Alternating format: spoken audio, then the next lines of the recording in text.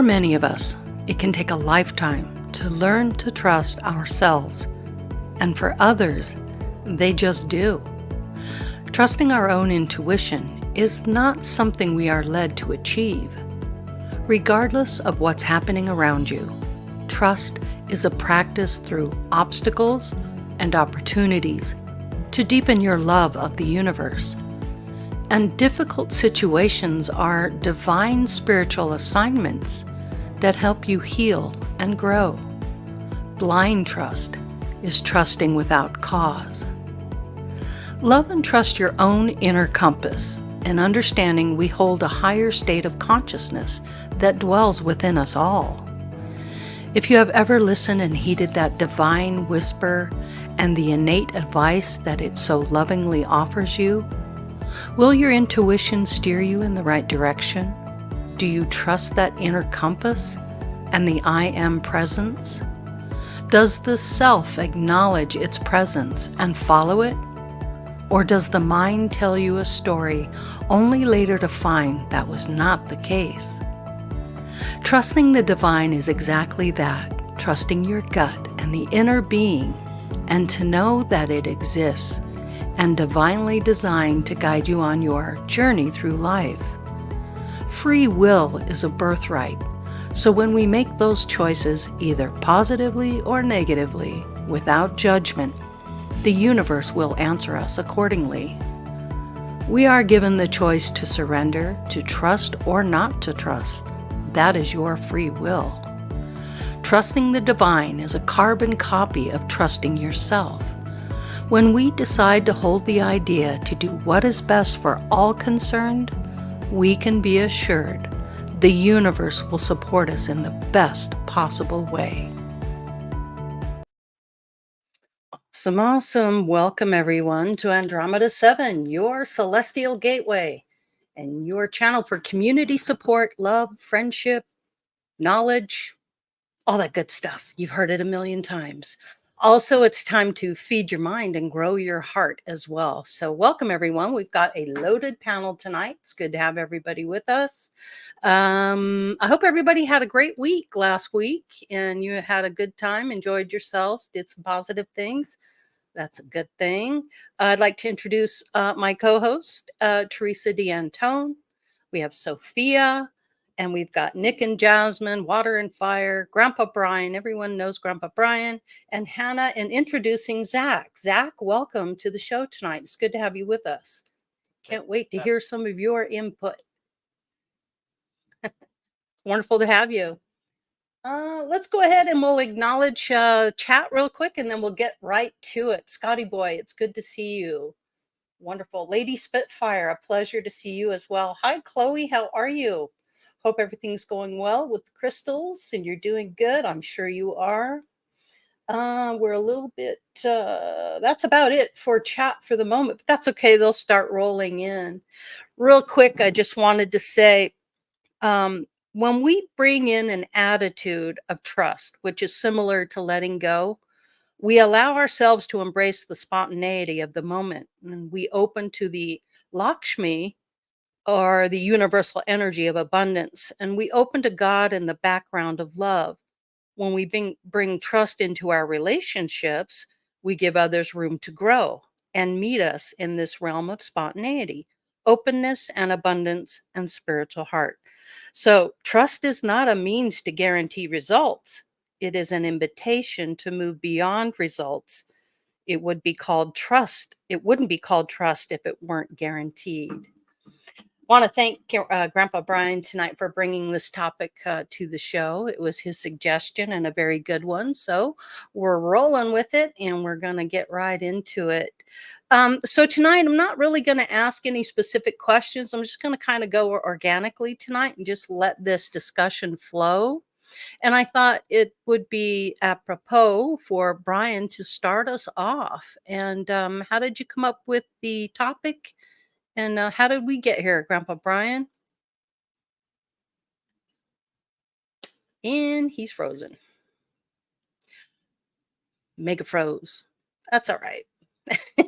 How about let's do Hannah and Zach? Why not? Zach, it's good to have you with us. Hannah, What's your take on the compass of the divine truth? Do you follow it? Do you listen to it? How does it affect you, and how do you use it in your life? Wow. Well, there's many ways I think to kind of receive what people would say trust is. I think intuition is the same thing for many people. It's kind of like this pinpointed answer that many people could probably perceive differently, but it's the same answer, if that makes sense. And people can feel it. People can um, probably listening to themselves. Mm-hmm. Really feel it. It's kind of like the gut. This is what I need to be doing, Mm-hmm. and it kind of transcends emotion. There's no emotion attached to it. Mm-hmm. I would say it's intuition. It's more just differentiating emotion and intuition. And if, say, I meet someone and I'm like, I can really be inviting you into my life. There's no emotion with it. There's no judgment, and it's Mm-hmm. just this truth that That there's nothing wrong with objective. Yeah. discernment. And Yeah. that Discernment. Mm-hmm. that's another topic I would think. But trust, I, I think confidence. That's confidence and trust. Trusting yourself goes along with the same thing, I would say. But yeah, I feel mine. I feel it. It's in my body. Well, now you For and myself, both. Yeah, I was just gonna say for yourself, Zach, how do you trust that divine connection? Hannah takes the intuitive, I take the analytical, and I've Mm-hmm. been completely trusting the universe for many years now, and I'm really thankful for that because it's more of an anchor for me.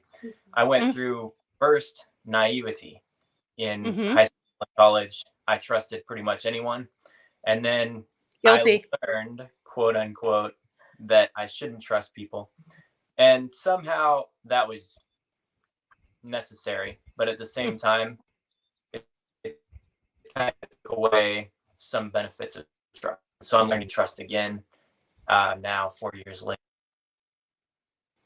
Mm-hmm.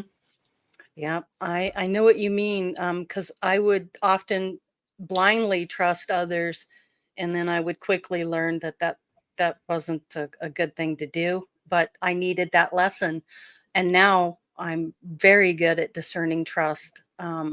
So I think in a way it helps us become stronger in who we are. So those experience, Yes. even the negative, just strengthens us definitely. Grandpa Brian, you're back. Yes, I am. How did you come upon the subject, and what prompted you to come up with the idea of the compass of divine trust? Which, Well, when I started looking back on my growth and my spiritual growth and everything that I've been through, it was trusting in the process, even though I went through a lot of hard shit and a lot of shit happened to me. It was mm-hmm, all a part of making me grow. made So you now stronger, didn't it? it made me stronger. Yeah. I trust the process now, what I had to been through because I had to learn all that. I Mm-hmm. had to experience all that to help me grow. Maybe if I didn't go through all that shit, I might not be sitting here right now. Mm-hmm. It was the process of going through all that that I think that has led me to this point right here. Mm-hmm. It was trusting, learning to trust. Okay, yeah, you went through a lot of shit and you may have done some shit to people, but it Mm-hmm. was all a process that you had to learn to help you get to this spiritual point in your life. Mm-hmm. Then when I started getting the messages, when they first started coming to me, it was like, wow, am I really getting that message? Is it just my mind playing tricks on me, or are they really trying to get a hold of me? And it took some time to trust the information that they were trying to give to me. Mm-hmm. That's when I really started connecting. That's when I really started connecting to my spirit guides and all the other guardian angels, whoever wants to talk to me. I Mm-hmm. started trusting in what they had to say to me instead of questioning, okay, is that just me thinking something or is that a message coming to me? Mm-hmm. So it's all, for me, it's about trusting in the process of your whole life. Everything that has happened to you up until this point Mm-hmm. has led you to where you are sitting right now. Yeah, I love that. That's awesome. Sophia, you and I seem to parallel a lot, and I love that about you. But what would you tell someone who is just getting into this? They're actually connecting. They're not sure if they're really connecting. How do they trust that energy? What are some of the things that they'll tell you or not tell you that can help you with that discernment? Well, for me, like we've said, and it's all been over 2 years I've been hanging out with you guys. I love I that. know, right? I can't believe it. It's hard to believe. Time Right. flies Well, when you're having fun. yeah, but well, about 2 years ago, we were speaking about a similar topic, not the exact same thing, I think we're but trusting the intuition or something like that. yeah, Yeah.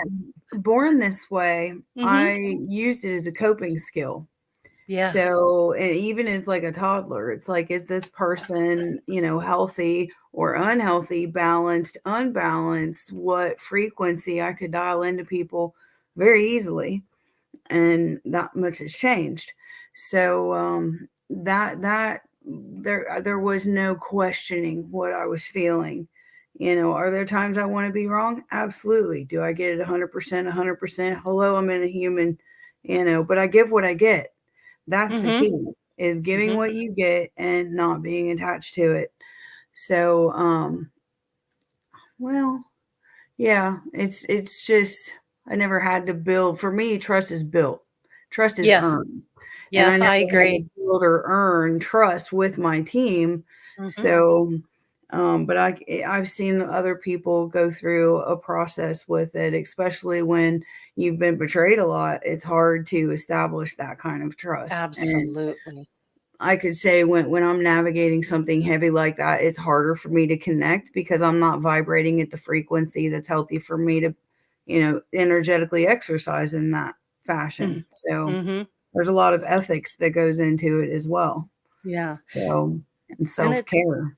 yeah, and it takes time to build that trust. I know when I started talking to my spirit guide, who was human and has become my spirit guide. The first thing I realized when I got an energy that didn't feel right was it upset me, and that's when I that was my first lesson in trusting the divine, because the divine will never feed you anything but positive love and support. And if something is feeding you something that is not true, it's not going to feel right. Much like what Hannah just said, and Zach, they pick up on that energy. They just know, they can feel it. But if you're just starting out, it can be a real eye opener. And discernment is a hard lesson because you want to go out there and give the message, and then you give the message and you find out that that was not coming from the source that you thought it was, and then you feel betrayed by spirit, and then you have to get over it, understanding that that was not a positive energy that was giving you the information. And that was a lesson I needed to learn, and it was a hard one, but I'll tell you, once I got that figured out, it wasn't so hard anymore, because I knew from that feeling that I wasn't ever going to, experience that again. And I always made sure I was very protected when I did communicate. So it was always in the best possible light, positive light energy. Nothing else could come in. I'm impervious to anything negative. And once I set those boundaries, then I was able to trust it much easier. How about you, Jasmine and Nick? How did you learn to trust? I'm on the big trust train because Choo choo. yeah, because it's like being super logical and being super scientific, and that's where like most of my background is from. Yeah. A lot of this stuff kind of borders line on crazy. You know what I mean? What do you mean there's voices that talk to you? What do you mean you get sensations? What do like when you're talking to someone, like it's a lot of questions that pop up. So the way that I got it was I tested it like a scientific theory. So I had like my hypothesis of what this could be.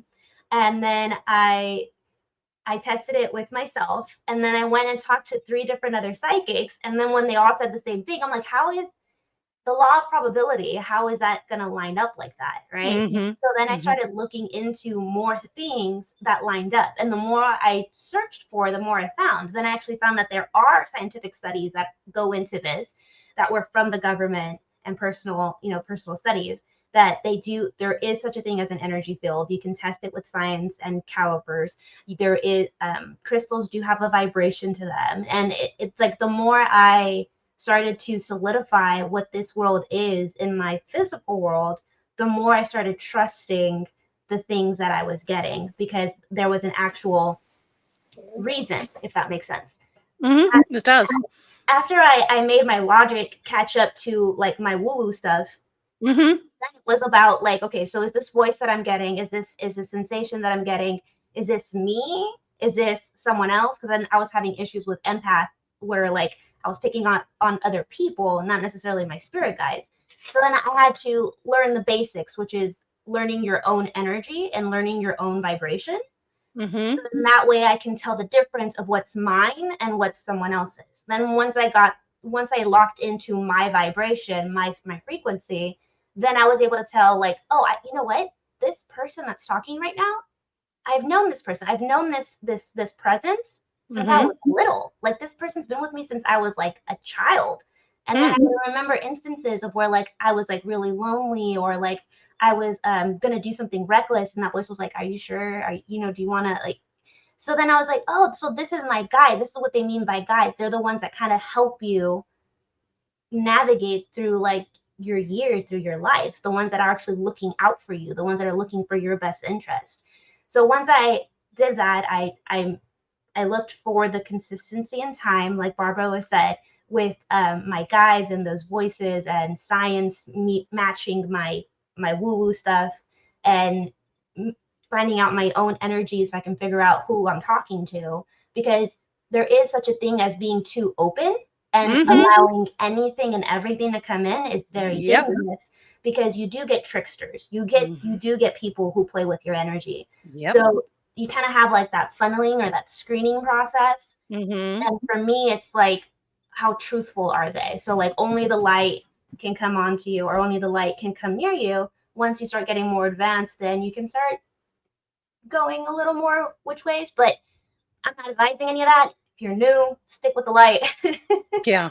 And then you have like a screening process. Like, am I wearing yellow today? Am I 7 feet tall? And anyone that knows me knows I'm not 7 feet tall. So if that energy or that voice or that pendulum says yes, then I'm like, you're not the right person to talk to right now, because there's spirits and energies everywhere. So just as humans come in all shapes and sizes, so do the spirits. So just it comes from a different energy of being cautious, of worry, because worry comes from a place of fear, where wary comes from a place of it's just it is what it is. It's just acknowledge Positive and negative.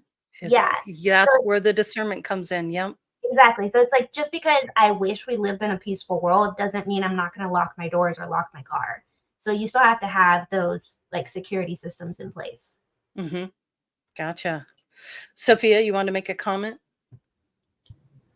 Yeah. I love how we all are functioning towards bettering ourselves and having an opportunity to share our gifts with other people. And I love what Jazz is saying there. For me, it has to do with vibration, frequency, and intention. You know, when we're grieving and stuff like that, it's the light worker, medium, psychic's responsibility to know if you're in a position to where you can hold a frequency, because if you can't, in my opinion, in my experience, that's when the unbalanced, unwelcomed type energy, when readings are like negative, well, if that's what you keep getting, maybe it's time to take a pause, and check yourself, because I won't work if I can't hold a vibration at or above courage.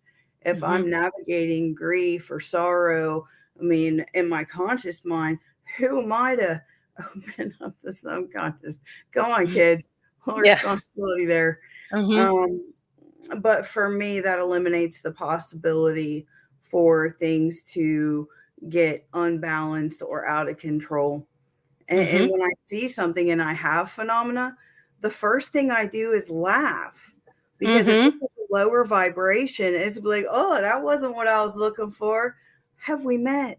You know? Yeah. I mean, if you're going to show up at my house, name, rank, and what's your mission? You know? I'm not about to, ooh, oh, that scares me. It takes quite a bit to get not to be that person, but it's true. If you don't put it out there, then you don't have anything really to dodge. Not for long. Very true. Teresa, how about you? It's good to have you with us, Teresa. I think you, Nick. I think Nick was next. I'm sorry. That's okay. Okay, so to start it off with, I love everyone. They always get love first, but trust, oh, that's a biggie. That's something. That's a whole different tier of vulnerability. There's people-wise, there's only a few that I fully trust. But in regards to the metaphysical stuff, well, I studied many religions, many philosophies, many esoteric topics, and everything that involves the spiritual side of things. And one thing that I have consistently seen that they all agree on is your mind creates your reality. They always say it in some way, shape, or form, that and the Holy Trinity of mind, body, spirit. They also always bring that up to some extent. So I was like, what do I got to lose? I ain't got nothing to lose. I might, if it's not real, I'll feel silly for a second. If it is real, I'll get everything handed to me on a silver platter. It doesn't, the odds sound pretty nice. So I started doing it. I started putting the faith in. And for people that aren't fully understanding, faith is the exact opposite of logic. If you're asking for the numbers, if you're asking for the science behind it, etc., stuff like that, like very logical way of thinking, you're not going to get it. You're just not going. It's not. There's going to be wrenches thrown into the cogs of the machine of the spirit realm because you're just not going to get it. When we talk about faith, we're talking about there's a volcano behind you. God tells you to jump, you do it anyways. You jump in that volcano. That's what faith is. No matter how ludicrous and unorthodox it sounds, you do it. Yeah. Nick, maybe you can answer this question because it is very important. Steve, I have asked my spirit guides to make themselves known to me. I'm still waiting. And then he says, if I have guides, they're being silent. What would you say to someone like that, Nick? Well, the spirit world loves to talk, so I highly doubt that. Odds are you have a couple spirit guides at least that have been pounding on your door, and you're just not connecting for some reason, whether it's because you're holding on to the logic side, as I said, so it's keeping you out of tune, or other spirit guides are maybe thinking you're simply not ready. They're there though. Like if you actually sit down and do some of the energy work of feeling things out, you can start telling. So one of the beginner things that we learned is to put your hands together, just put them like this, and then start forming a ball with it. And then you'll feel some type of magnetism or electricity or static, something. And then once you have it in a ball, you take it to your chest and you put it on your heart. And then you let it resonate all throughout your body.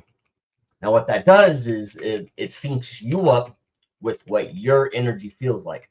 Once you start getting used to what your energy feels like going within, you'll start noticing all the energy around you. You'll start feeling the shifts. You'll start feeling like someone's near you. You'll start smelling the scents of someone that might have passed away. Stuff like that. They're all there. You just got to tune out the physical, put your faith in the metaphysical, and all of a sudden that light will spark. And you'll start seeing a perspective that you've never seen before. Gotcha. I don't tune out the physical. I always like to keep you have to keep at least 1 foot still grounded here on earth, because if not, then it's not going to make any sense, because then they're going to be talking in this language and you won't be able to process it with this brain. So you still want to stay at least a little grounded when you're connecting. Mm-hmm. But I just wanted to mention like the clairs. Anytime someone mentions like the clairs that we have, it's just our five senses. It's just in the spiritual. And that technique that Nick just went over, that's the technique that we learned for knowing our own energy. So when you start forming that friction between your hands and whatever vibration you feel here, and what I do is I put it on my heart center, and then I let that resonate between like the top of my head and to the bottom of my feet. And this is my energy signature. This is what you are right now at this point in time. So then once you have like a baseline, it's easier to see where something's off that baseline. But most guides, they're just like people. They speak differently, right? So where we have ADHD, like Hannah and I will just like talk about 5 different things at once, and that's just our communication because we have ADHD. Some of your guys will speak to you in angel numbers. Some of them will speak to you in pictures. Some of them will speak to you in like radio songs. It's just depending on what kind of connection or what kind of rapport or bond you have with that guide. And if you don't have one, it's great because it's kind of like, you know, when you were a kid and you were like having an imaginary friend and you guys came up with your own little language. It's the same thing. So this is one of the reasons we're here tonight, is to help people who are coming into this awakening. Hannah, I will get right to you because I'm going to have you answer this question real quick. Now, Steve's saying, I have sincerely sought to have my guides make themselves known to me. They don't. What am I doing wrong? I'm leery of people who speak to so intimately about guides. In my opinion, in my humble opinion, your first mistake is right here, saying that they don't communicate with you. They do. You're not listening to the signs. You're not. And also, too, keep it positive. I am open to receiving those messages. I'm not putting any doubt or anything negative on it. Keep telling yourself the positive. I will connect to my spirit guides. I am connecting to my spirit guides. The more you make those types of statements, the more you close the door. Hannah? Right off the bat, what I was going to say exactly. What Steve, and there's so many other people who are making the same mistake. They are already jumping to the conclusion of there's something wrong. They're not connecting with me. I don't hear them. Then that's your reality. Point blank, period. Yeah, point blank, period. So if you're in this state of trust, okay, let's back up. Okay, have one step forward. I ask one step forward, because if you ask your guides, surround yourself with your energy, you're probably going to feel like hundreds, thousands even of different energies, which is fine. Most of us have many guides, and only a few we know, at least. So have one step forward, surround me in your energy. And before you do that, what's my energy? What is my energy? What's my environment like? What does that feel like? Okay. Wipe that. It's a shift in perspective. Yep. Have one step forward. What's the difference?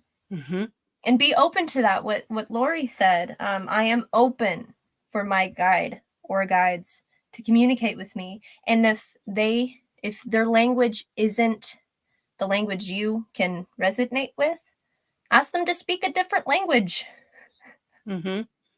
Until you see the pattern recognition, because in our matrix physical reality, the way that we pick up signs is pattern recognition. That's just or hearing, or like the clairs that Nick mentioned, smelling, taste. It can go the full 10 yards really. And the first thing that I would say, like, my guides aren't talking to me, and it's like, yes they are, but you're creating that reality. And I know that sounds bogus and that doesn't sound logical. Yeah, it sounds like an easy out, and I understand where Steve's coming from. In fact, he says, I appreciate your opinion, but I don't agree. Cool. And that's perfectly fine. That's perfectly fine. That's perfect. Yeah. Teresa, you have a comment? Well, I was going to weigh in anyway, but I want to respond to Steve because I've been where Steve is. I think I know exactly where he's coming from. I had a really hard time with this acceptance of these different spirit energies, We all have.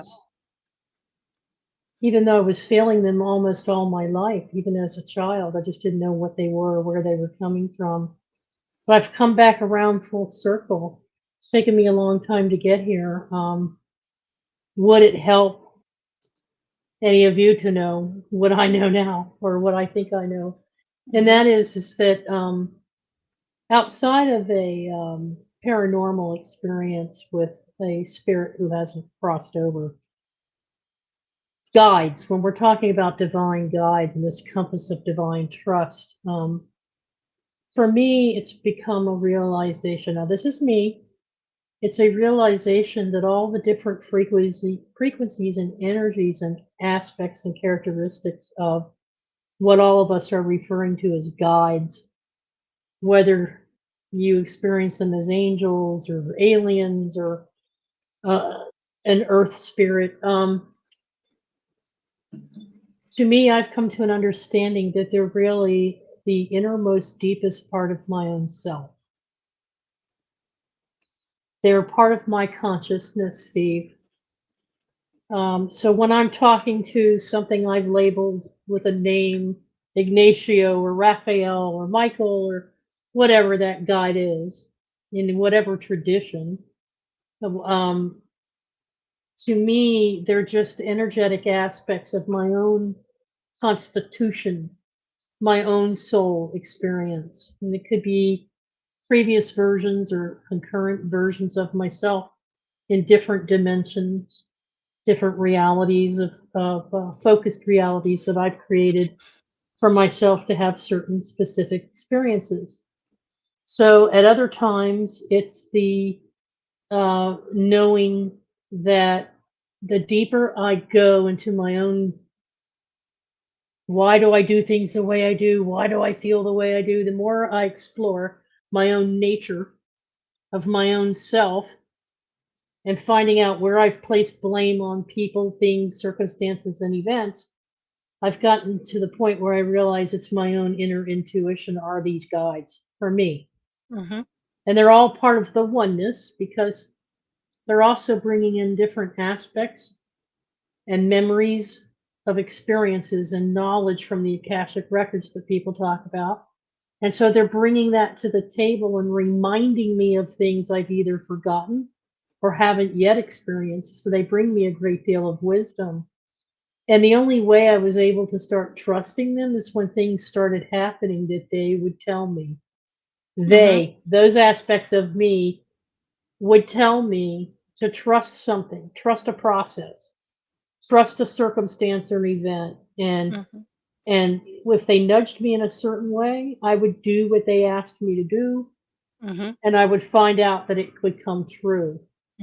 So that trust was built over time, as Sophia was saying, and some of the others.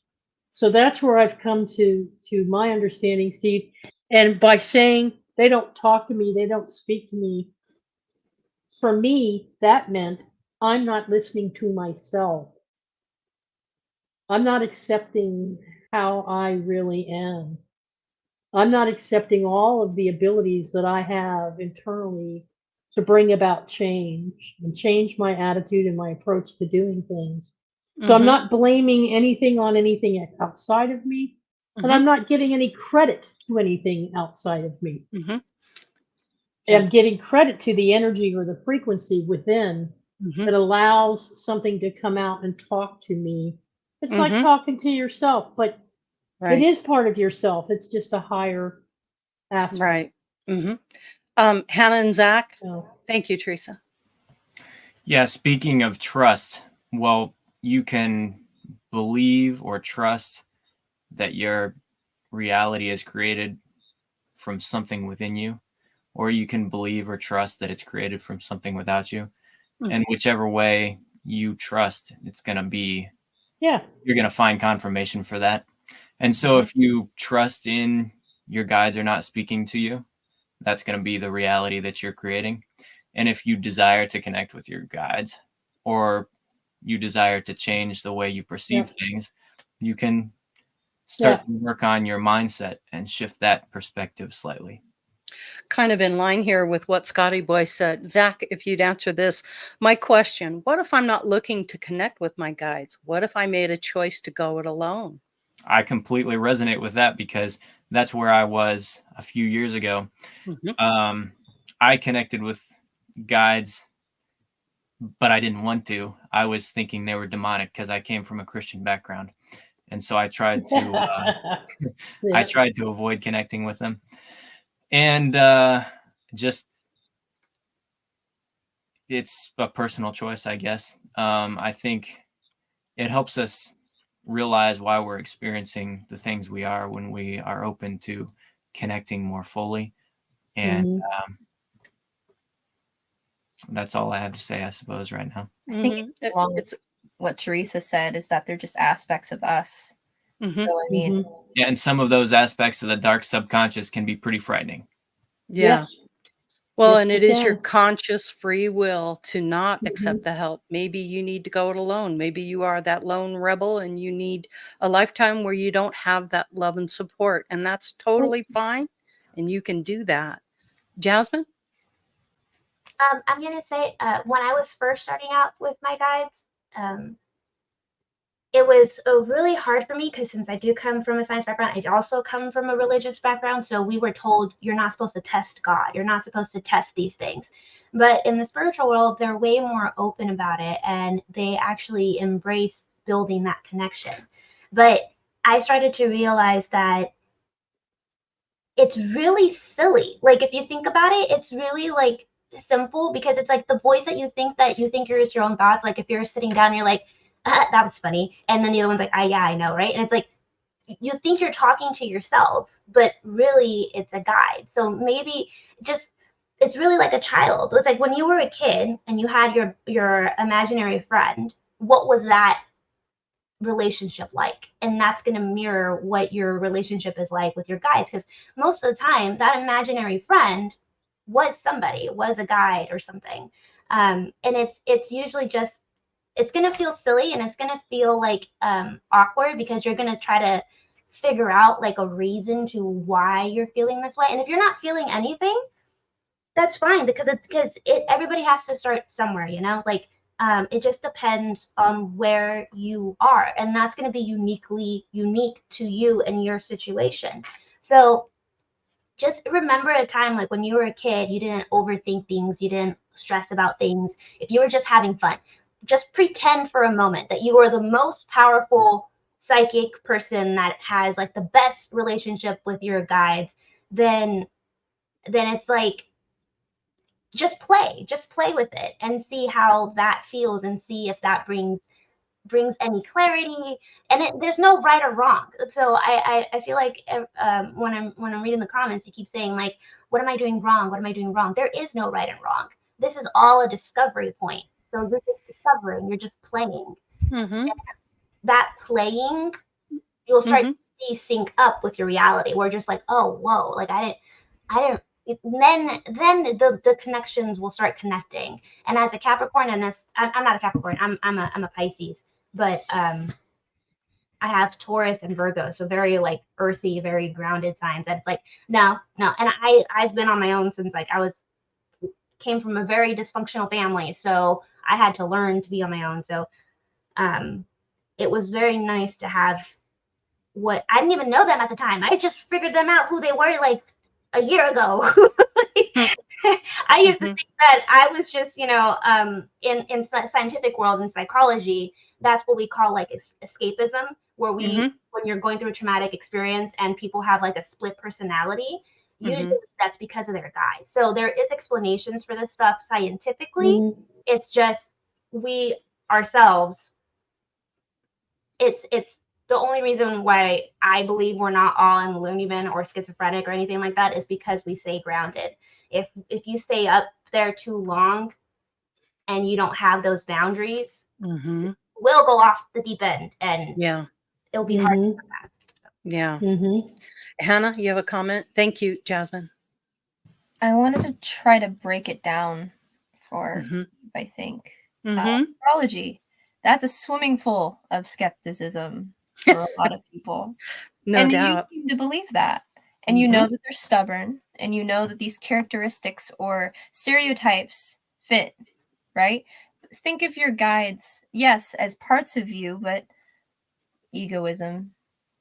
They're kind of like your angels. You know, if you don't believe in angels, okay, they're kind of like your teachers, okay? You don't want a teacher and you want to break the rules, okay? They're a grown, more mature version of you. And who understands one aspect of what God is trying to teach you. And that's why we have thousands. Add on. I'd like to add on to that, Hannah, and follow up on what Charles is saying to Steve in chat. There is some yoga teachings that come into play that I remember reading, but I took it down in the notes here. A trusting spirit. Some of us just don't have a trusting spirit. You know, we just don't. And there might be numerous reasons why we don't trust and why we feel we have to go our own way. Even the song, Go My Own Way. But a trusting, once you start allowing yourself to open up a little bit, if you choose to experiment and do it just for fun, that's what I started doing. And then it became, So it says here, there's like 5 bullet points. A trusting spirit nature says, I'm not just this experience. I'm not just this body that might get hurt. I'm not just a physical body. I'm not the emotions, lifestyle, or carefully constructed relationships or careers. That's part of my personality and part of my experience, but it's not who I am. I am in no danger because I am none of these. My trusting self is a doorway to all aspects of my higher selves, my guides, my higher selves, and the stillness of my utmost highest mind. So what do you think that means? You become still in getting to know yourself at a deeper level. And once you've gotten to know yourself, I mean, I'm sure you've talked to yourself before.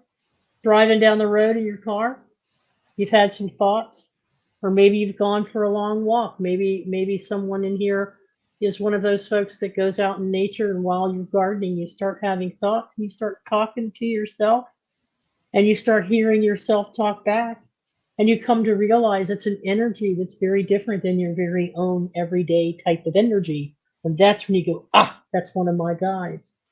And the American Indians do it a lot with animal totems. I did. I talked to animals all the time. And in the stillness of nature, I can look at a squirrel or I can look at a bird and I feel that energy coming into me. And I actually have a conversation in my thoughts with that energy and what that animal represents. And so I'm still not saying it's something from outside of me, but it's an energy I'm connecting to that's all around in the atmosphere and in the universe. And that energy, I allow it to come in, and then it activates part of me. So. Yeah, Steve, definitely. Skepticism is more valuable than blind faith. That's wonderful. We're a group of people that are actually connecting to the divine, and we're addressing people that really want to know this information, and hopefully it helps them to connect. And I'm not picking on you. I just know that there are a lot of people out there that feel the way you do, and I'm just addressing it. So please don't take it any other way, okay? Total love and light for you, and I appreciate that very much, because it's that healthy skepticism that gets people to see both sides of the coin, and that's what we're trying to do, is have a balanced approach to this. So thank you for being the balanced approach. And here's another piece to it. So trust is our divine right. I wrote this down because I so connect with this, and you may have read it in the beginning, I'm not sure. So trust is our divine right, a spiritual attitude of soul self-guidance, what yogis have referred to as the one witness consciousness behind all eyes and experiences, what we really are as our transcendent spiritual nature. So it's this is written to give you an understanding of you are so much more, all of us are so much more than we think we are. We all have such great abilities and spiritual strength by letting go of fear, controlling the emotions, letting ourselves live in the moment whenever we can, and trusting our own gut response.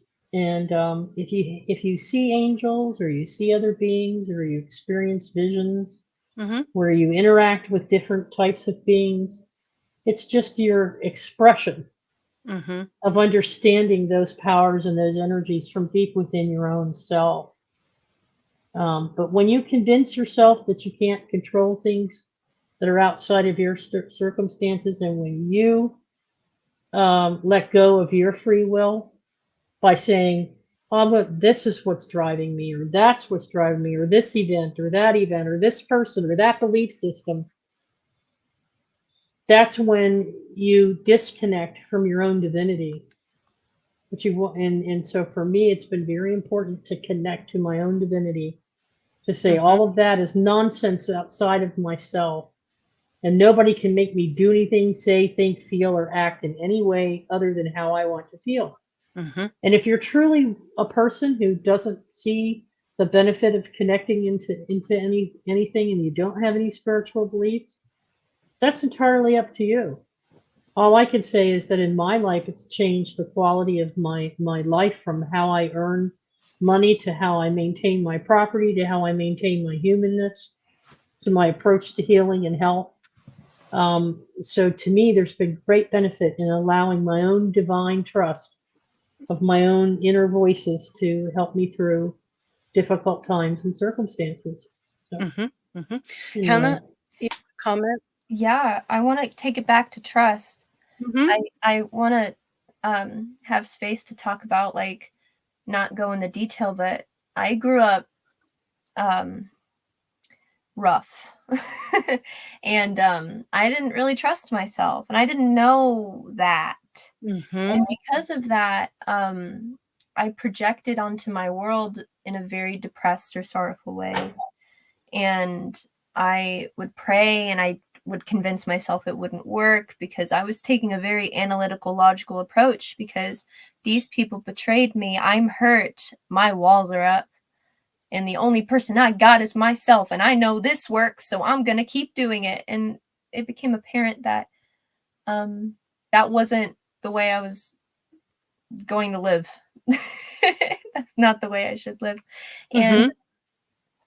And building that trust. And whenever my spirit guides came in and was like, hey, you're love, it was hard to receive that. It was hard to be like, what do you mean? No. Allow yourself to be loved. That's what I was told. Allow yourself, Lori. It's okay. Right. It's like giving yourself that permission. Right. Giving yourself permission. Yeah. And going back to that, like being betrayed like that, and giving trust out like it was candy to give out, and then people betraying that. And I learned that trust is a very valuable, non-tangible thing. And that it's very rare when you have that. And especially with something that you can't really hold, like a spirit guide, like an ancestor, like God per se. Like you can't hold that. I mean, technically, but you know what I'm trying to say. So building that non-tangible trust with something that you can't really see, you know, that takes a lot of building, that takes a lot of faith, that takes a lot of takes commitment. It takes commitment.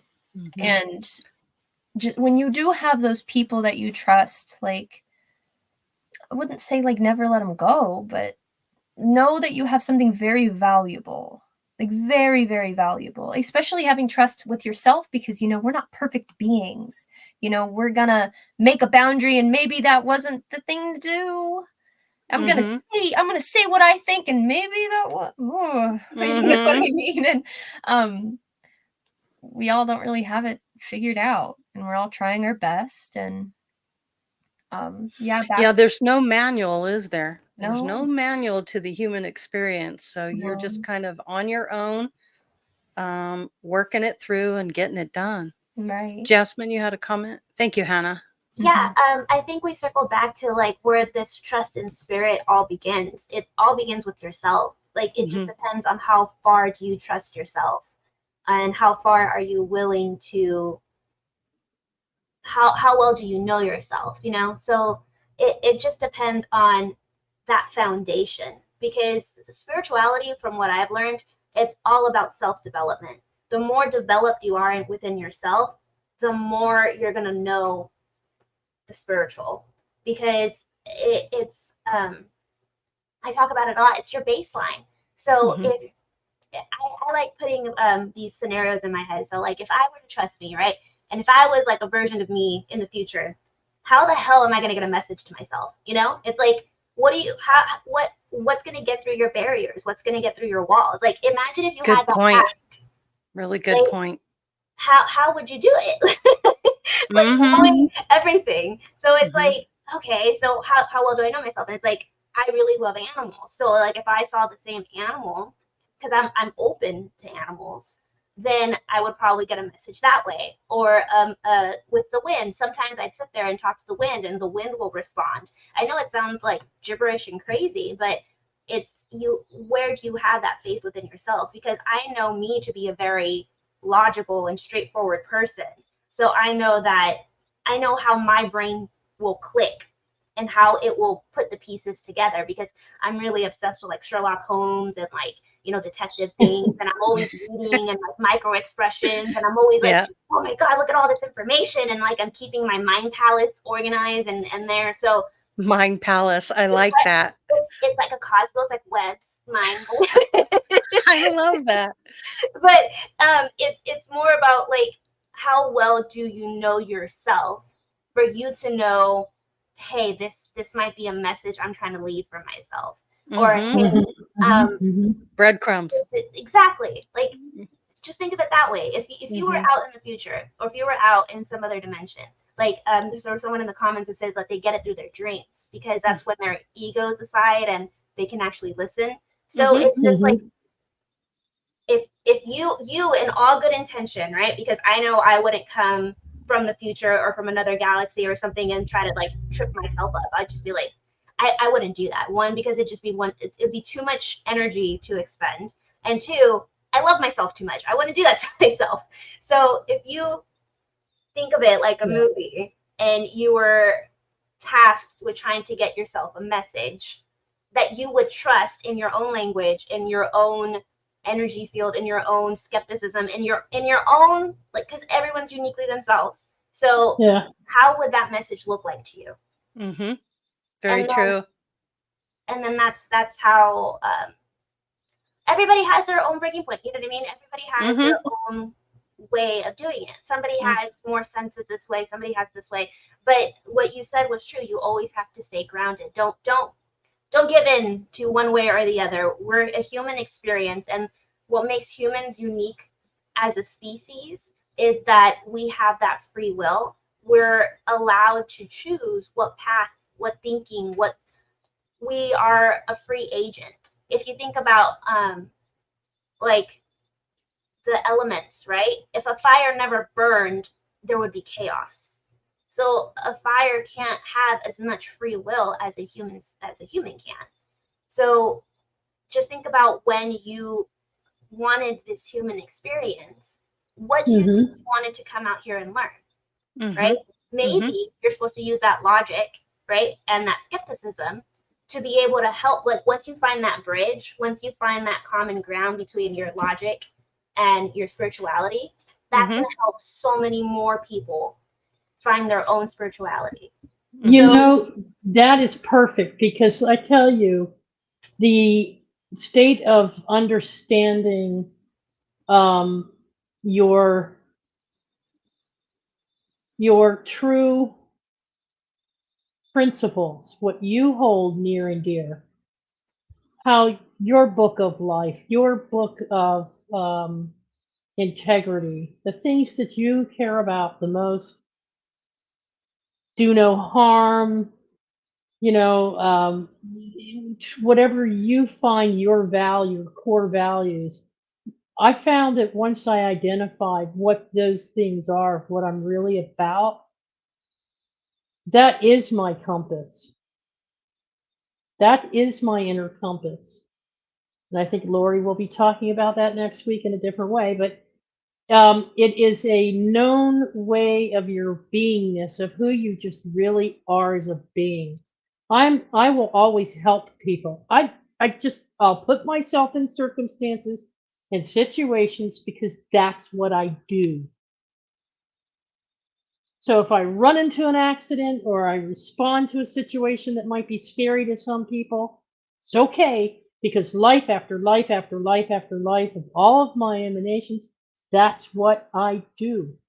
It's part of who I am. And I say that to my friends and family when they get on my case about stuff. I'm like, don't stop me. Don't stand in my way. Don't try to block me. It's part of who I am. So if I put myself in a dangerous situation, don't judge me, because that's where I belong, because I've made that choice, because it's part of my core being to be that way. Now, that's just one example. But it's it's my blueprint. For every lifetime I go through, my challenge is to learn the lessons to maintain that blueprint and expand it and develop it and grow it and make it stronger. With each time I come here, with each focused life I have, in whatever dimension or reality, that's who I am.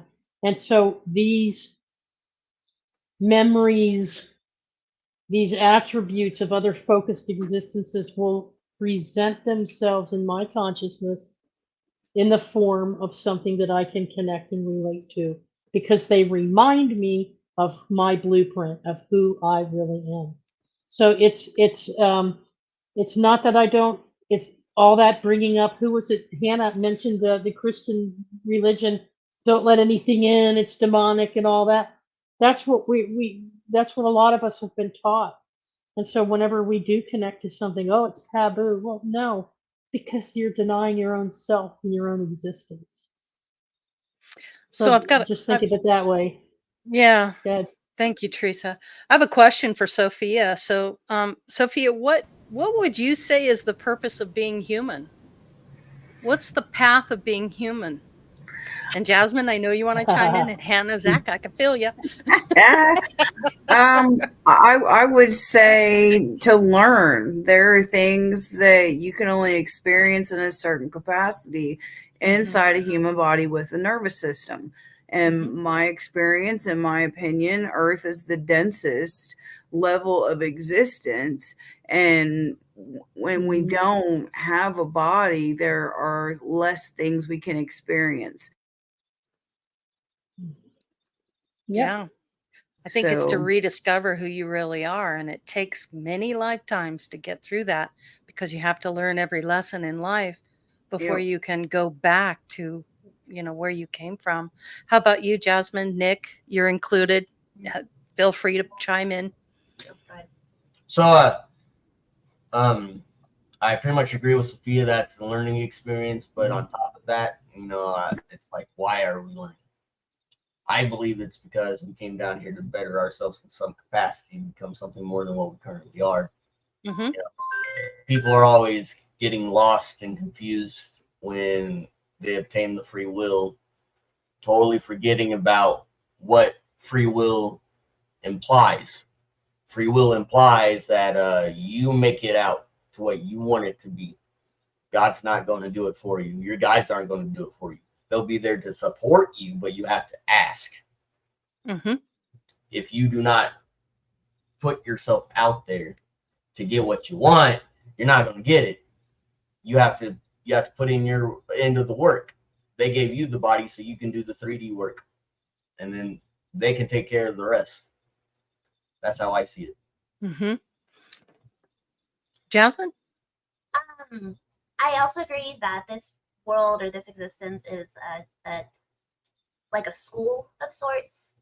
But I also know that there's a lot of beauty in this world, because there's a lot of muck.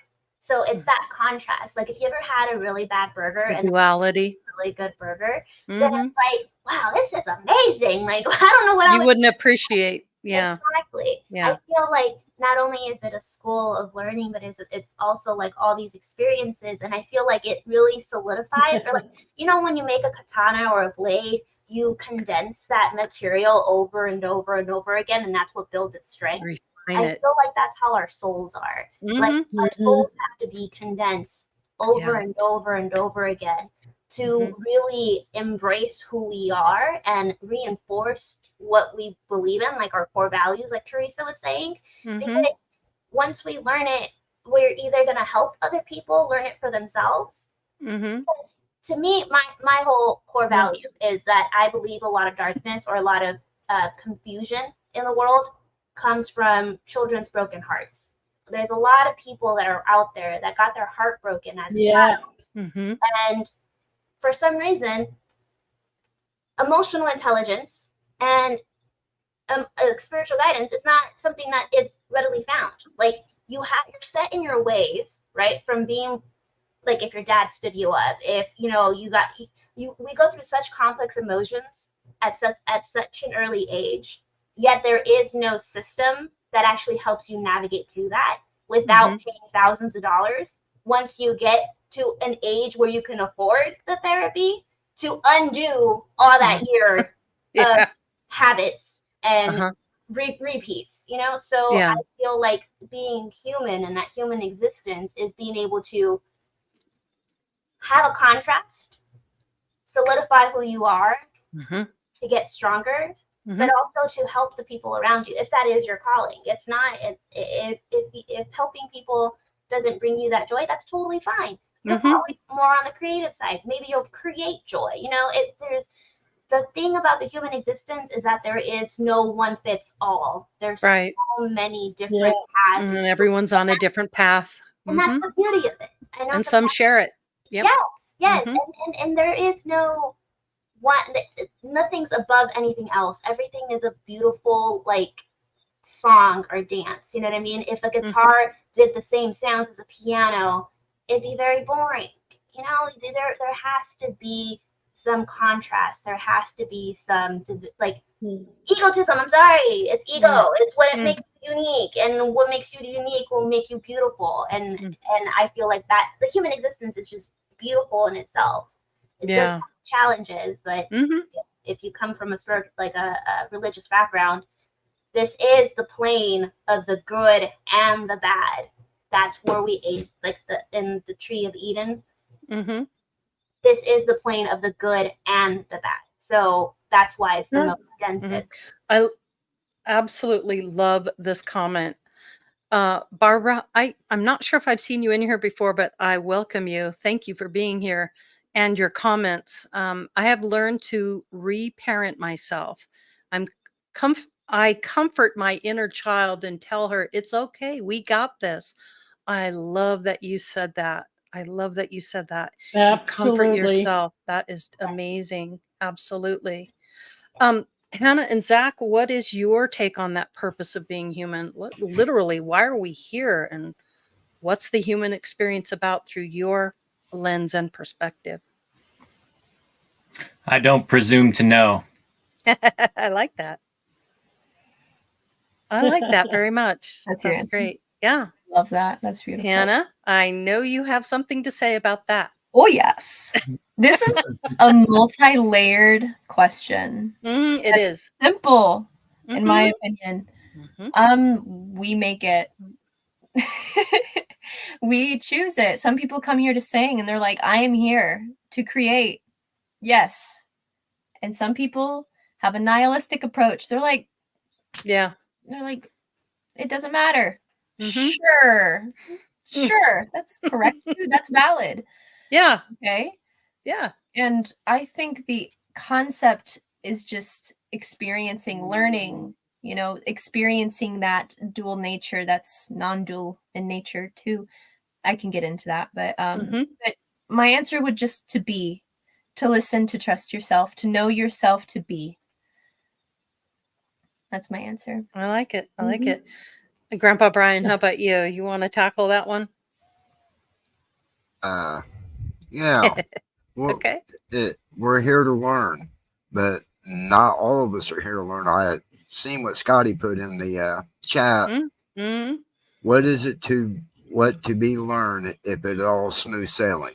Well, there are some spirits that come here, and it's smooth sailing. It's easy for them because they have cleared up karmic debt. They have cleared up karmic cycles. They broke karmic cycles, so they get to come back in an easy ride because they had everything all cleared out from Mm-hmm. previous lives. So this life, they just come down We and all know someone like that yeah, just skates through life. Yep. And that yeah. I believe you're right.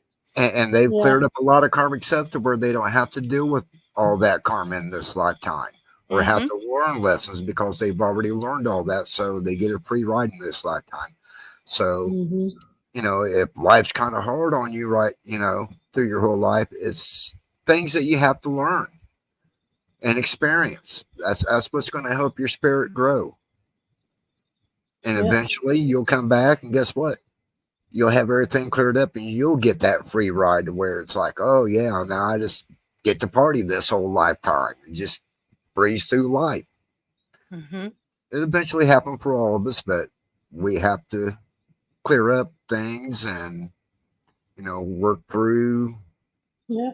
stuff that we Well, need to work through. sometimes it is karma, and Mm-hmm. sometimes it's just that we've chosen to experience something in a certain way, Yeah, because we just want the experience. I was saying to Lori, it's like everybody goes into a game store and says, "Oh, I want this game," and this is the game of where I grow up as a poor kid and I get beaten in an alleyway, and I get, there's like game modules that people are playing because they want that experience. It's not because they have any karma they're carrying forward necessarily, but sometimes it is.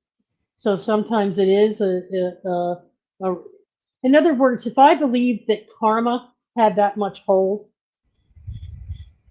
I would have to believe that didn't have the free will to make a choice to keep coming back. I would feel that karma is keeping me imprisoned in a repeating cycle. Now, there's times when karma helps break me free from that so that I can go on to grow and expand and live life differently the next time through. But I don't blame karma for making a choice when I get to the other side of coming back here or not to continue my experiences. I don't have to if I don't want to. Why? Because there's no judgment on the other side. I know this from my own visions and my own memories of having those times of respite and healing that we talked about on our other show. So I'm not being judged. I'm not being punished for anything. And I don't have to come back here to clear up karma. I choose to come back here to clear up karma because it's healing my soul and it might help heal others in the process as well. So if I thought that I was trapped, then I would feel I couldn't trust. And if I feel I can't trust, then I wouldn't be open to listening to my inner guides or to receiving the wisdom. So I had to break through that and let that go so Mm-hmm. that I could release it. Mm-hmm. Yeah. Yeah. Yep. Sophia, do you believe that the harder the life, the more your soul expands? The tougher things are here, the more your soul gets out of it? Charles. I would say that makes sense, Mm-hmm. but it's not 100% the truth. I feel when we draw up our soul contract, there's certain things we want to experience, certain people we want to interact with. And I would say the harder it is, the faster we can evolve. Okay, fair. But I would say we're not going to put that many things in our way, to make Mm-hmm. it miserable. Because, like what we've said earlier, thoughts are things, and the way you Mm-hmm. think creates your reality. Well, if you're meditating and coming back to center and refocusing and giving your mind that break, then you can shatter the illusion and see things for how they are instead of for how you want them to be. Mm-hmm. Mm-hmm. Yeah. So It's discipline. And I feel that some people want to go through it. You can't minister to things. You can't advocate or have passion for things unless there's some type of event or connection that would stoke that fire of creation and destruction, which is all literally energy of the South. But I don't know. I feel that who we are now is an accumulation of what we've been, where we've been, and what we've done with it. And it's about enjoying our lives and not getting caught up in the machine. I totally agree with that. And, it is a gift. It's a gift to be here. There are billions of souls that want to come in and have this experience. And here you are sitting in a body, having the experience. I think it's good to be humbled by the fact that it is a gift to have a body. You've been given a body to experience this. Keep that in mind when you want to tell yourself something negative or you're having a bad day. Yeah, I'm go with ahead. Jazz. Jazz, I like what you just said. I like it here too. I've had so much fun. I've had more fun I love and being more human. challenges than just this lifetime, which has not been the greatest one for me. But there's been others that have been fabulous and spectacular. And I love nature, and I love what we've created. I love what we have all co-created and evolved with on this planet. It's just beautiful. From waterfalls to trees to mountains, lakes, rivers, everything. And like Lori, I come here for some of the good food too. And like I always Charles, say I come here I for the like that food. chocolate cake, Charles. I like that chocolate cake. Yeah. Yeah. So, so it's not always bells and whistles and a bed of roses. It's not supposed to be. It's where would be the challenge in that? Yeah. Life is It's a all challenge. about attitude. I think trust is really another way of saying attitude. I think trust is attitude, and it comes from the deepest, most parts of your understandings. If you allow yourself to open up and grow and be more trusting of your own reactions to situations and events, it's all in the tude. Yeah, As to agreed. what you like is what you make out of it. And even if it's crappy at times, where did it bring you to finally? Did you get your way out of it? Did you find a way out? Hannah. Hannah has a comment. Go ahead, Hannah. I just love what you said. I love it so much. I think when we come into this world, we embody this pure, unconditional love right out the gate. And there's some opinions that might say differently, but in my belief, for the most part, we come in pure, very like unconditional love and so on and so forth. But when we grow up, we learn that we are in a world of cause and effect. If I do this, this might happen. True. If I show my love and my trust to this person, they have the free will to do whatever they want with it. And we get confused, and it's an illusion that this has to do something with us, especially if we have pure intentions. And we're like, what did I do? Oh my gosh. And then that's whenever that wall comes up and it's like, oh, I can't trust myself to handle the situation that's in front of me. So we're learning, and what Jasmine said, we don't have a lot of emotional maturity and spiritual teachers, but they're coming in more and more. And we get to an age, hopefully, heavy on the hopefully, that we realize that it's not personal, that most of the things are not personal, and that whenever I did show that unconditional love and they couldn't contain it simply because they weren't there yet, or will be in this life possibly, but I say they're just not there yet, and this has nothing to do with me. And sure, I have human emotions because I'm whatever. You are human after all. Right. And I do have to remember myself that, trust is earned. not given. I mean, like if I have a child and they're 16, I'm not gonna, and they don't have a car and they're like, can I go on a drive? And they don't know how to drive. I'm not gonna trust them to know how to drive. You know what I mean? Like there's discernment that comes with it. And because Mhm.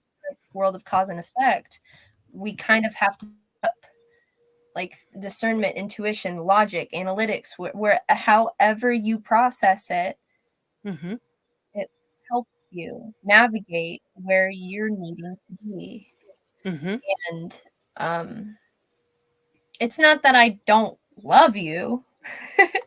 It's that if I show it, I don't know that you can meet me on my level because I know how deep I have gone in with myself. Mhm. I don't know if Mhm. I have gone there yet, which is okay. And Mhm. just I know that I'd rather spend my time with people that are aligned with Mhm. situations, environments, money even. Yeah, Mhm. That support, yeah, your attitudes absolutely. and your beliefs. Mm-hmm. Absolutely. But open to them as well. Right. That's tricky. Because a lot of people are firm in their beliefs, and I think it's really important to like get all the information before you make a decision on what you want Yeah. to believe in. That's really, and that's a balance thing, and that's super important in my mind. Well, listen, you guys, we're an hour and 17 minutes into this. I want to get to final thoughts. And I thought, let's go ahead and start with Nick, because Nick's been making some really good comments in the chat. Yeah, he has. Yep. Yep. And it's difficult with a panel this big to get to everybody, but do the best we can. But Nick, your final thoughts on this topic, compass of the divine trust? Well, the way I see it is, like they have been saying in chat, I don't think having faith or not is a deal breaker. Mm-hmm. I'm just saying if you want to be in the metaphysical, you have to learn at Right. least some sort of degree of faith, because that's just the nature of it.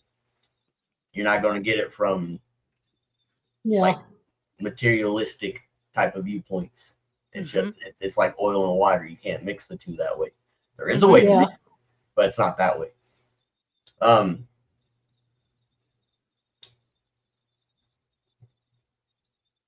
I lost my train of thought.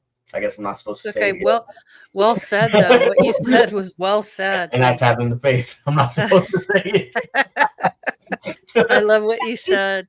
Thank you for your input, Nick. We do greatly appreciate you. Yep. You should have seen it because he's been studying these things a lot longer than I have, and he'll be like, "No, don't do that." And I'm like, "Why?" Because I'm the person that's always asked why. Like in science, you learn to ask why until you can't ask why no more, and Yeah. you start getting truths, right? So I'm like, "Why?" And he's like, "I don't know. I just know." I'm like, "No.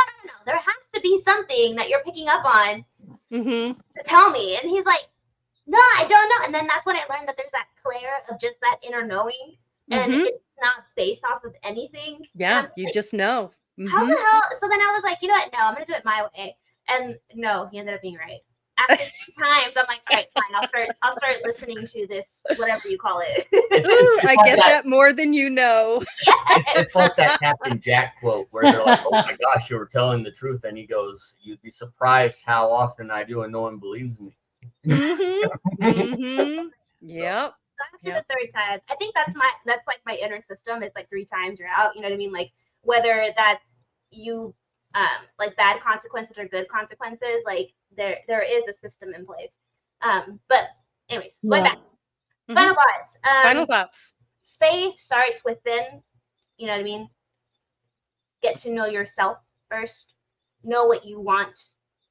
Know why you want that, and everything else will fall into place. Just stick to the idea that everything happens for the best of you. Whether you see it right now or not, when you look back at the situation, everything happens for the best of you.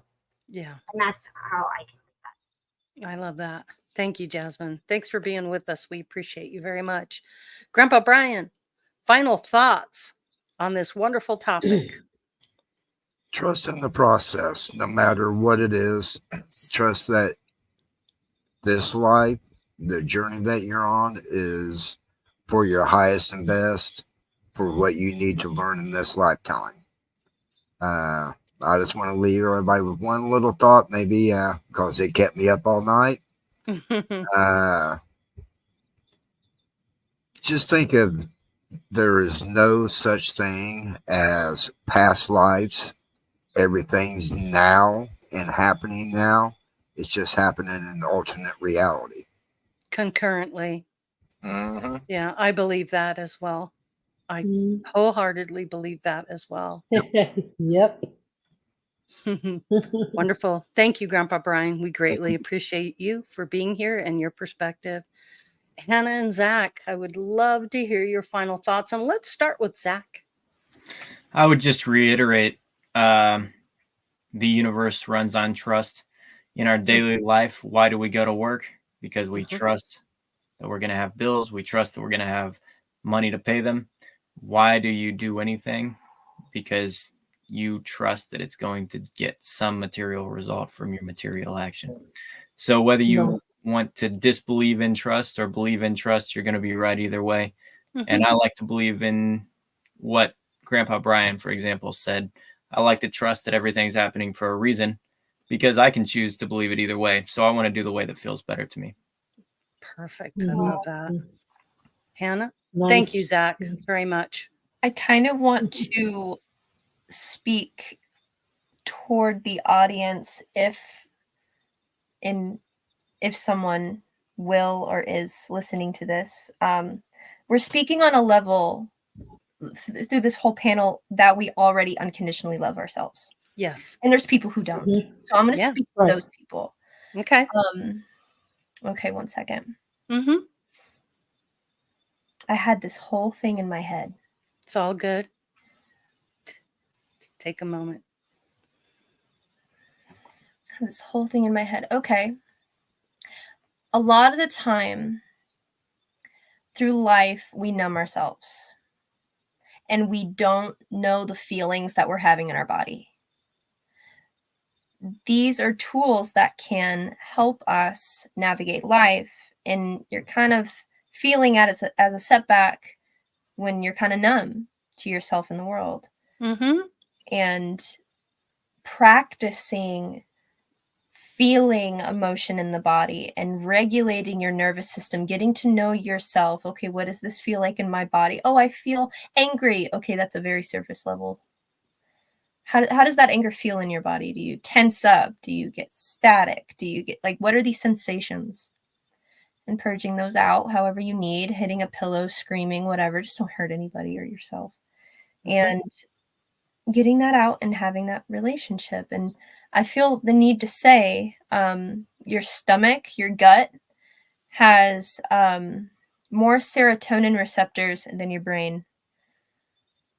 That's true. Also has scientifically, yes, that is true.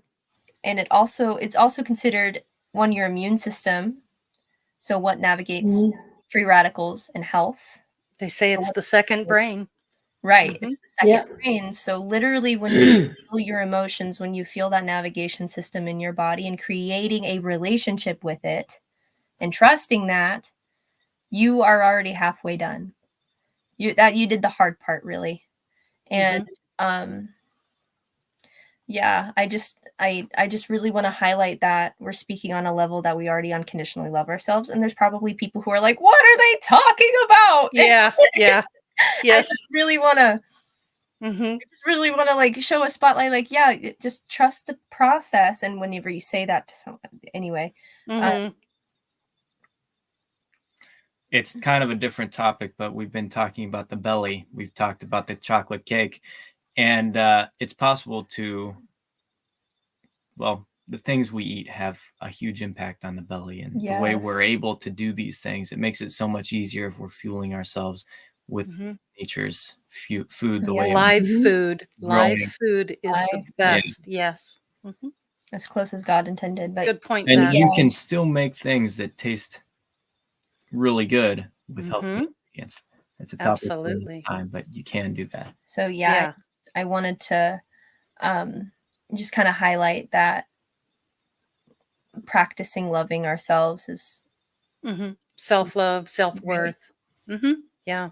I just wanted to say that. Yeah. Awesome. Hannah and Zach, thank you so much. We appreciate you being here and your perspective. It's greatly appreciated and a great honor. And it's very good to meet you, Zach. Sophia, final thoughts, my dear. All right. I love what everybody's saying about unconditional love for yourself, self-care. That's a lot of it. That it's mandatory, or you can put yourself out of service quickly. Yes. But what spirit? I'm meditating. I'm like, okay, what does spirit want to bring forward? And number one is self-care. And then if there's anybody that is watching or sees this later that is interested in strengthening their connection, with their guide, spirit, whatnot, or to kind of hone that divine compass of trust, because I feel there's more than one divine compass. You have trust, you have love. It's kind of like what Jazz was saying earlier. It's about your clairs. What are you feeling with your physical body? What are you feeling with your, with your clairs? And then what I would say to bridge between yourself and your guides is to develop a symbolism dictionary. Like if I see the color blue, this is what it means to me. And a lot of us, at least I have, used metaphysical information related to the energy centers and the chakras, to help explain colors. But not everybody works that way. Your guides and your higher self are going to use what they need to convey what needs to be said, in my experience. And then to set, like a daily intention, because I'm of the persuasion trust is earned 100%. But when you have a relationship or a healthy connection, trust will develop on its own, because it's like you're sending out energy and it's coming back healthy. You're sending back energy, you're getting information, you're evolving. So discernment was a big challenge for me. And I would say working on your symbolism and your intention, that's what helped move my illusion out of the way, if you will, because like people have said, it's not all about us. We're down here to learn and have a good time. But when we start doing this, that's when things can get challenging, in my opinion. I mean, have our moments, do our inventory, but keep going. Just because you've experienced something doesn't mean you have to camp there. Right. Do the work, meditate, process the good and the bad. A lot of people think, oh, doing the work is all negative. That's not true, in my opinion. When you're doing the work and you're allowing love, that is that will transform you.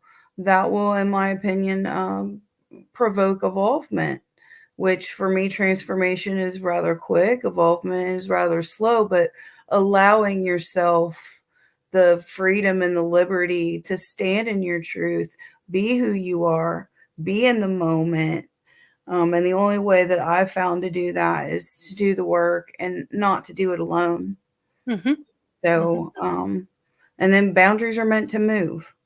It's a privilege to be close to somebody. And if their proximity to me is causing problem for them or me, and I'm aware of it, it's my responsibility as a light worker to adjust my sails for somebody that has not progressed. I mean, if I'm aware and they aren't, I feel it's my responsibility to adjust my sails for someone who, because once upon a time I was that person.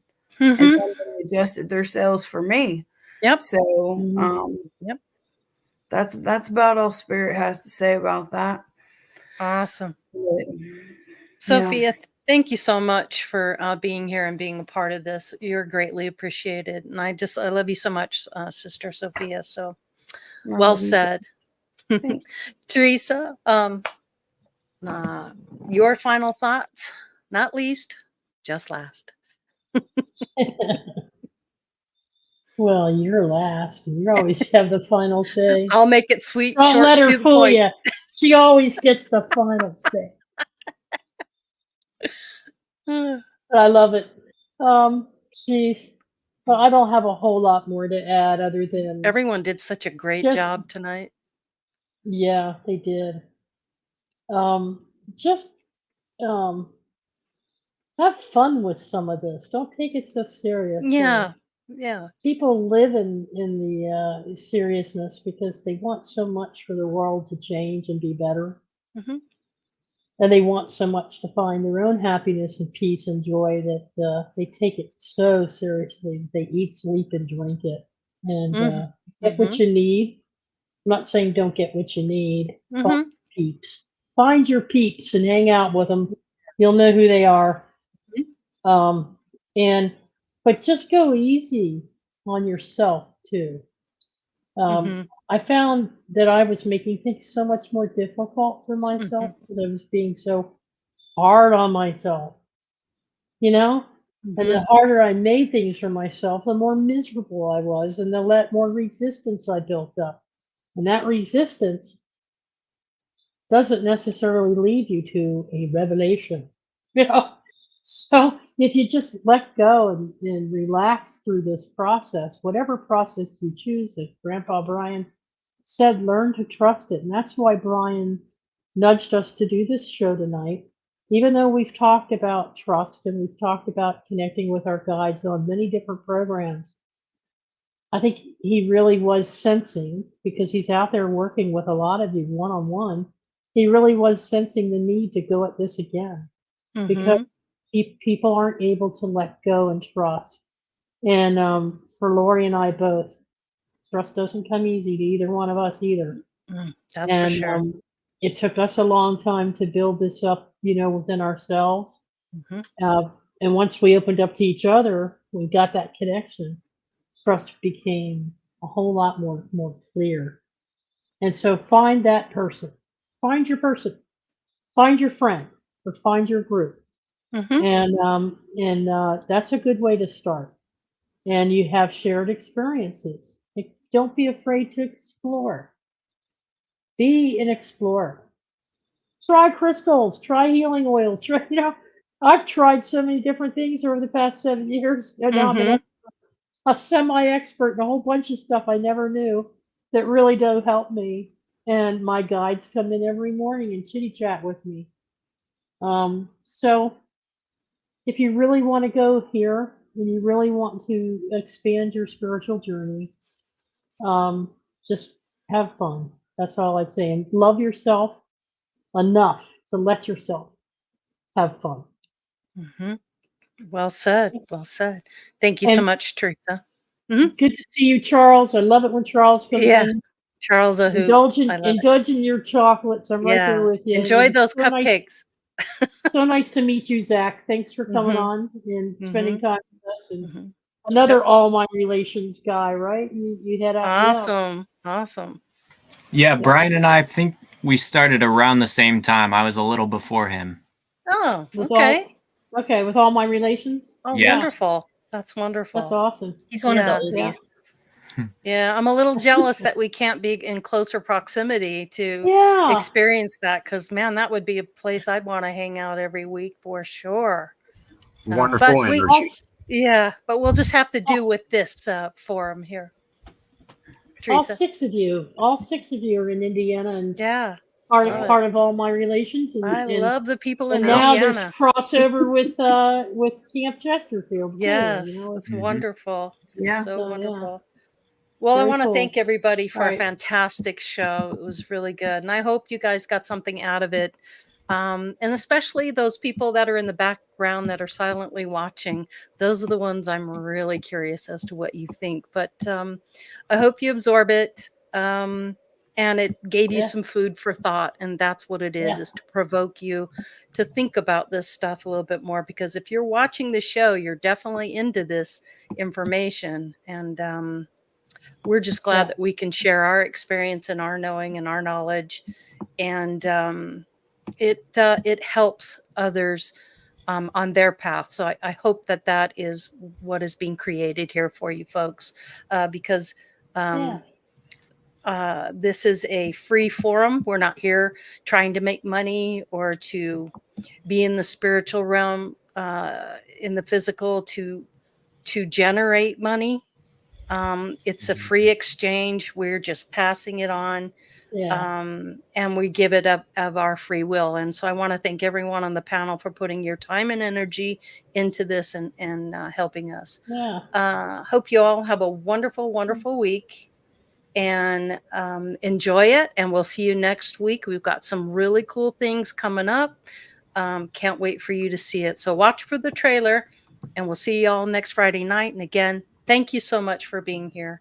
God Sending bless you love all. and hugs to you too, Brother Dalibor. Yeah. We miss you. That's Yep. right, Yeah. buddy. And shit. Dalibor. Get better. That's for Get you, better, brother. Dalibor. Love you all. Everybody. All right. Peace and love, everyone.